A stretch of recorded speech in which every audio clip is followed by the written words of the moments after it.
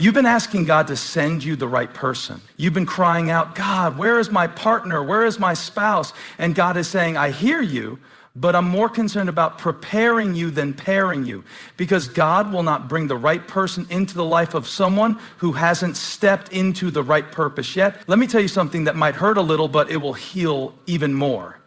If you're waiting on the right person to make you feel complete, you're putting pressure on a human that only heaven can carry. No relationship, no matter how romantic, attractive, or exciting, can compensate for a lack of purpose.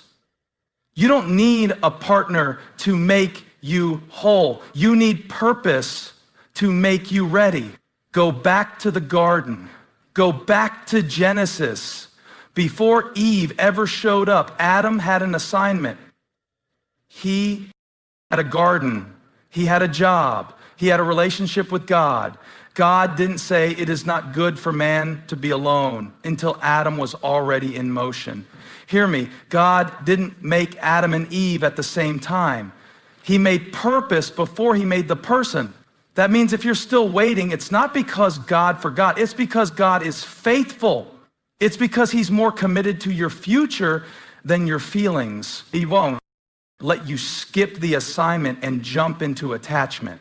Because a partner that's not aligned with your purpose will pull you out of position, and you'll call it love when it's really distraction.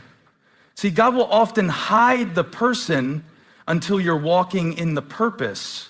You're not meant to find your identity in them. You're meant to find your identity in him. And when you do, the person God brings won't compete with your calling, they'll complement it. The right partner will not pull you away from God's presence. They'll push you deeper into it. You don't need a perfect relationship. You need a purpose-filled one. Stop chasing someone who looks the part but can't walk the path. Because good looks won't carry a heavy calling. Attraction might get you started, but only alignment will sustain you. Some of you are frustrated because it feels like God is silent, but his silence is strategic. His silence is saying, I want you to get this first. I want you to understand that your worth is not in who walks with you, it's in who called you. Purpose doesn't start when they show up. Purpose starts when you show up. When you show up in obedience, when you show up in discipline, when you show up for your own healing, for your own growth, for your own identity. When you say, God, whether I'm single, dating, or waiting, I want to be faithful to this season. And let me just say this, if you're too busy searching for a person, you might miss the path. Because the enemy would love to get you so obsessed with finding the one that you forget to become the one God created you to be. You've been praying for someone to walk beside you, but God is saying, first, I want you to walk with me. Because when you walk with him, he will lead you to someone who's walking in the same direction. That's when real partnership begins. Not when two people fall in love, but when two people fall into purpose together.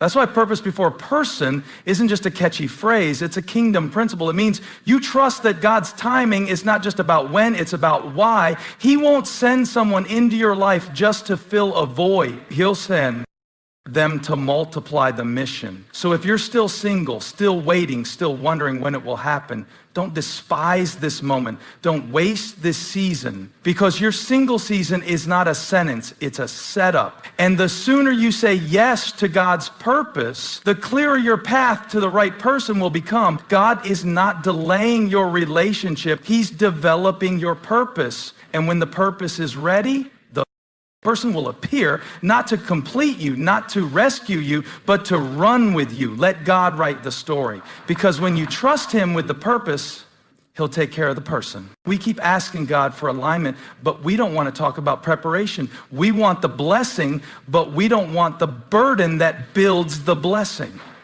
We want someone to walk into our lives already whole, already healed, already mature. But are we doing the work to be that for someone else? Listen, God is not sending a miracle into a mess you refuse to clean up. That might sound strong, but it's real. We ask God to send us someone faithful, someone focused, someone who prays and walks with integrity, but are we preparing to be that same kind of partner? The truth is, preparation attracts alignment, not perfection. Don't hear what I'm not saying. It's not about having everything together. It's about your willingness to grow, your posture to learn, and your discipline to walk in purpose now. Because God doesn't pair you based on your preferences. He pairs you based on your preparation. The kind of person you're praying for might be praying for someone like you, but would they recognize you if you're still acting like the old version of yourself? Come on, you want a king, but you're still acting like a victim. You want a Proverbs 31 woman, but you're still stuck in a mindset that resents accountability and avoids responsibility. Now, I'm not saying you have to have it all figured out, but I am saying God won't align you with someone who's running if you're still sitting in circles of confusion. Alignment is about direction. It's about motion. God brings people into your life who match your momentum. Think about Ruth. Ruth wasn't sitting around crying about the past. She wasn't scrolling through heartbreak. She was in the field. She was faithful. She was melting. And Boaz didn't find her because she posted the perfect selfie. He found her in the harvest because she was prepared to be where purpose met provision. You don't have to manipulate your way into the right relationship. You don't have to scheme, compete, or compromise. You just have to be ready. Because when preparation meets purpose, God steps in with alignment, and suddenly what felt delayed now feels divinely timed. Let me tell you something. God does not respond to desperation. He responds to preparation. He doesn't bless panic. He blesses obedience. Some of you are praying, God, I'm tired of waiting. But God is saying, I'm not waiting. I'm working, and I'm working on you. So the question isn't, where is the right person? The question is, am I becoming the right partner for what I'm praying for? Don't ask God to send someone who's healed if you're not willing to deal with your own wounds. Don't ask for loyalty when you haven't learned how to commit to yourself, to your process, to your purpose. That's not alignment, that's expectation without preparation. There are some things God will only release into your life when you prove you're ready to carry them. Because the weight of a God-ordained relationship isn't light. It comes with spiritual responsibility. It's not just about compatibility, it's about capacity. And capacity is expanded in private in the preparation season. Some of you are frustrated because you feel overlooked. You see other people getting into relationships, getting married, posting pictures, and you're wondering if God skipped your turn. But maybe he didn't skip your turn. Maybe he's just making sure you don't settle for something beneath your calling. Because here's the thing, when you're prepared, you stop settling. You stop chasing attention and start building intention. You stop performing for love and start walking in purpose. And when you walk in purpose, the right person will recognize you not because of what you look like, but because of what you carry. Don't lose hope in the waiting. Don't let comparison talk you out of your process. God isn't slow, he's strategic. He's not just preparing someone for you, he's preparing you for them. And when the preparation is real, the alignment is undeniable. So today, don't just pray for a partner, pray for discipline, pray for vision, pray for the courage to stay faithful in your field, even when no one sees you, because God sees you. And he's not ignoring your desires, he's building your character to sustain them. Stay faithful, stay focused. Preparation is not punishment. It's positioning, and when the time is right, preparation will attract the alignment you've been praying for. Not because you chased it, but because you were ready.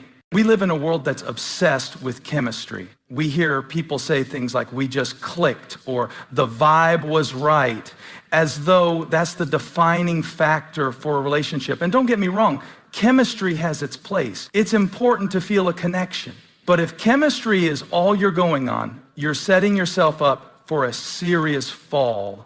Because while chemistry might spark a relationship, it's character that keeps it from burning out. We look at the surface, the smiles, the dates, the attraction, but how much time have we spent looking at character, at integrity, at the depth of their commitment to God and to their purpose? When God pairs people together, it's not just about whether you like each other, it's about whether your characters align with the calling He's placed on your lives. Compatibility doesn't just come from shared interests, it comes from shared values, shared vision, and shared commitment to God's plan. That's the real alignment. You see, chemistry will fade, the excitement will wear off, but character is consistent. It doesn't change based on emotions or circumstances.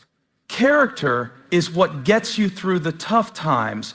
It's what determines whether your relationship is going to make it through seasons of drought, hardship, and challenge. And that's why character has to come before compatibility. You can have all the attraction in the world, but if you don't have character, you don't have the foundation for anything long-lasting. I want to challenge you today. Stop looking for someone to complete you. Look for someone who complements you. Completeness is an internal work God is doing in you. No person will ever be able to fill the void that only God can fill. You need someone whose character reflects the work God is doing in them. Someone who has learned to surrender their selfishness, their impulses, and their own desires for the greater purpose of God's kingdom. Look at Proverbs 31. It doesn't describe the perfect woman based on her appearance or her talents. It describes her based on her character, her strength, her wisdom, her ability to lead, and her integrity. And the Bible doesn't just tell you this is a woman to admire. It says that a man who finds someone with this character finds a good thing. But notice it doesn't just say good looks or good chemistry. It says good thing, because a woman or a man of character is priceless. If you want to be aligned with someone, look beyond the surface. Ask yourself, how do they handle conflict? How do they treat people who can't do anything for them? How do they respond when things aren't going their way? Because it's in the little things, how they treat wait staff, how they speak about others when they're not around. That character shows up. And it's not just about looking for the perfect person. It's about looking for someone who has the willingness to grow, to be molded, and to change. No one is perfect, but there's the difference between imperfection and a lack of commitment to growth. The right partner is someone who acknowledges their weaknesses and is committed to becoming more like Christ. Character isn't about being perfect.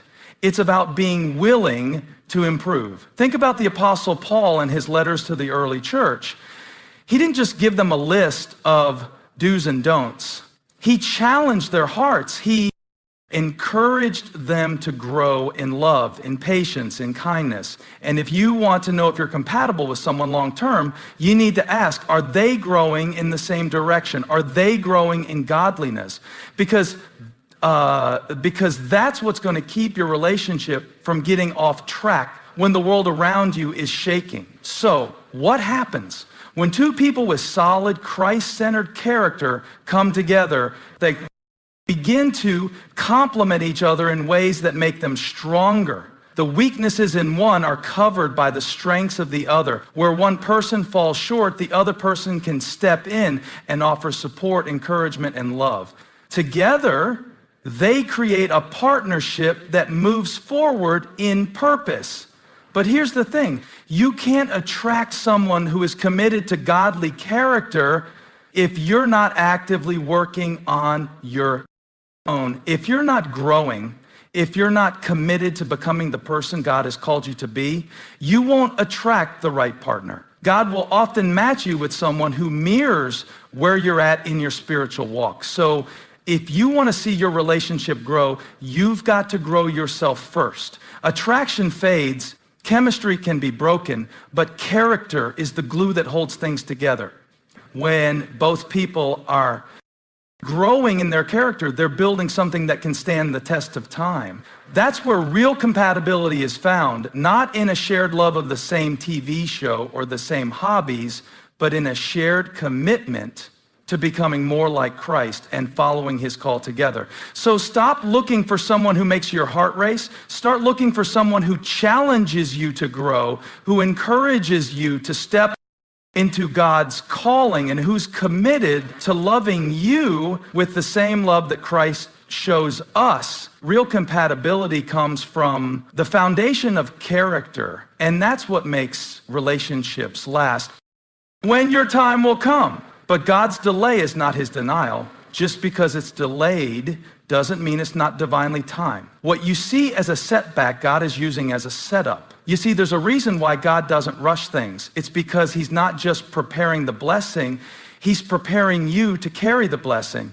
There is a work he's doing inside of you in this waiting season that will equip you to handle the relationship, the responsibility, and the purpose that he has for you. But if you rush ahead, you might miss what he's trying to teach you in the process. Think about David. Before he ever became king, he spent years out in the field watching sheep, fighting lions and bears, learning to trust God in the hidden places. And when the time came, when Samuel showed up to anoint him as king, it wasn't a coincidence. It wasn't random. It was God's perfect timing. But if David hadn't been faithful in the field, he wouldn't have been ready for the palace. See, God's timing isn't about waiting for the perfect moment to give you something good. It's about making sure that when the time comes, you're spiritually, emotionally, and mentally prepared to walk into it and not ruin it. God is not a God of rush. He's a God of preparation. And the waiting period isn't a punishment. It's the season of growth, of training, and of refinement. Many of us think we're ready for a relationship when in reality, we're just ready for the feeling of a relationship. We want the companionship, the attention, the affirmation, but we're not necessarily prepared to steward the responsibility that comes with it. Relationships are not just about romance. They're about building something with someone, growing together and carrying the weight of each other's burdens, and that requires strength, but you won't get that strength without training. You don't become a marathon runner by sitting on the couch and wishing you could run. You train, you push yourself, you condition your mind and your body to endure the race. Relationships work the same way. God is not going to put you in a relationship until you're ready to endure the long-term race of marriage or partnership. You're not just waiting on a partner, you're waiting on the training that will prepare you to love well, to serve well, to sacrifice well. There are areas in your heart, in your character, in your thinking that need to be shaped and refined before you can walk into the relationship God has for you. And those areas are being worked on in this season of waiting. When we talk about waiting, we often think of it as passive. But that's not what biblical waiting is. Waiting is active. It's a season of preparation. It's a time for building your relationship with God, growing in your spiritual maturity, and working on becoming the person you're praying to be with. You can't expect God to bring someone into your life who's going to help you become who he's called you to be if you're not already working on becoming that person yourself. This is why it's so important to understand that timing isn't just about when, it's about why. Why has God allowed you to be single right now? Why has he allowed you to be in a season of waiting? It's because there are things he's doing in you. There's a strength he's building in you. There are lessons he's teaching you in this season that will prepare you for the future you stepping into. And if you skip over this process, if you rush ahead, you'll miss out on what God is trying to show you. God's timing isn't just about when the relationship comes, it's about when you're ready for it. And that readiness doesn't come from wishful thinking. It comes from training. It comes from learning how to be content in the season you're in, learning how to be whole in God before he brings someone into your life to walk with you. You see, God's training ground for your future relationship isn't just about romantic lessons. It's about life lessons. It's about learning to trust God with the desires of your heart. It's about learning patience. It's about understanding that your timing is not always God's timing. And when you can submit to his timing, when you can trust his process, you open the door for his best to come at just the right moment. You may feel like it's taking forever, but I promise you the timing will be worth it. When you're ready, when